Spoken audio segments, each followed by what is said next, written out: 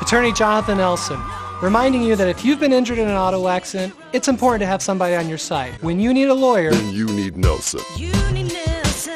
On May 8th of this year, the trial continued for the murder of 27-year-old Roy Jaggers at Cathedral Canyon. Sergeant Fowles was brought back onto the stand to clarify lab results done on various tools belonging to Brad Main, the one on trial for the murder of Jaggers. During the defense's cross-examination, it was stated by Fowles that all 3 axes and a knife came back negative for Roy's DNA. However, sneakers found in Dent's car came back positive for Roy's DNA, and the bayonet came back positive for both Jaggers and Main. Later, Nye County Sheriff's Office Detective Wesley Fancher was brought to the witness stand. He was responsible for investigating Cathedral Canyon. During Detective Fancher's investigation, he discovered 2 spent shotgun shells in the bushes at the canyon. Those shells were later confirmed to be usable by the shotgun retrieved by Sergeant Fowles for evidence. Fancher then inspected the shotgun to make sure it actually worked and that it could fire. Fancher then explained to the jury how a pump-action shotgun worked. He did the same with the Glock retrieved from Main's truck. After inspecting the shotgun further and confirming it was unloaded, he demonstrated the firing of 3 shots.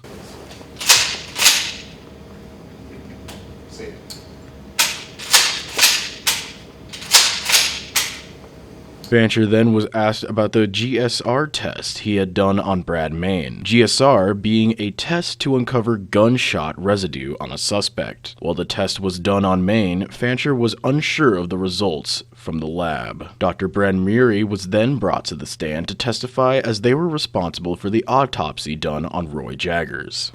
I did see some abrasions, I saw some contusions, I saw some shotgun wound injuries. I also saw some sharp injuries and thermal injuries.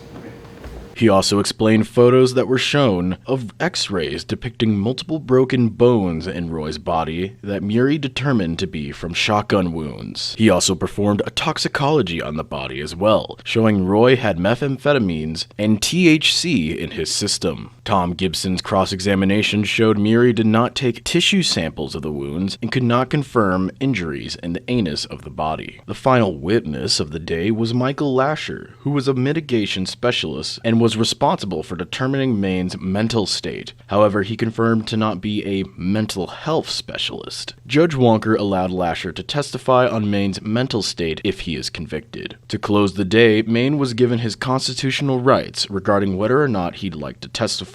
If so, he will be examined by his attorney and cross-examined by the prosecution team. The law does not compel a defendant in a criminal case to take the stand and testify, and no presumption may be raised, and no inference of any kind may be drawn from the failure of the defendant to testify. Stay tuned for more on this ongoing story.